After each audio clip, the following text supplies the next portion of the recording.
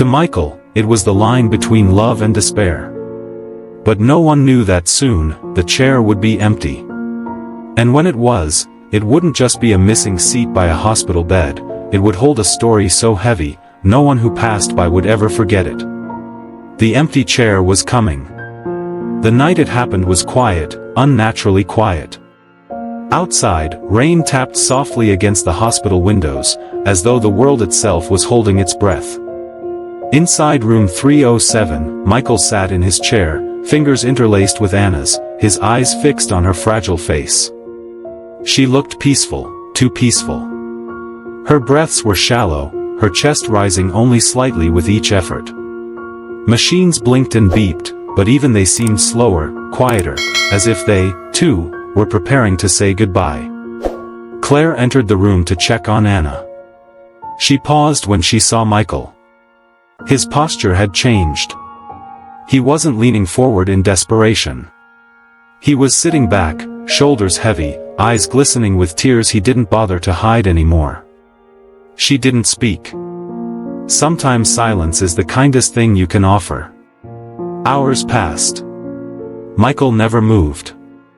He whispered stories of their first date, their wedding day, the laughter of their children. Anna's eyes never opened, but Michael believed, he had to believe, that somewhere, she could still hear him. Then came the moment. The monitor let out a sound Michael had dreaded for weeks, a long, flat tone that cut through the stillness like a blade. Anna's hand grew cold in his.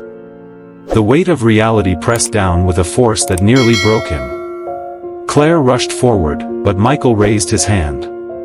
"Don't," he whispered, voice trembling. "She's tired. Let her rest." The room was filled with silence. The kind of silence that doesn't just surround you, it swallows you whole. Michael sat for a long time, unmoving. His hand never left hers until finally, he leaned forward and pressed his lips to her forehead. "Thank you," he whispered. "For every moment, every smile, every breath we shared. Thank you, for loving me."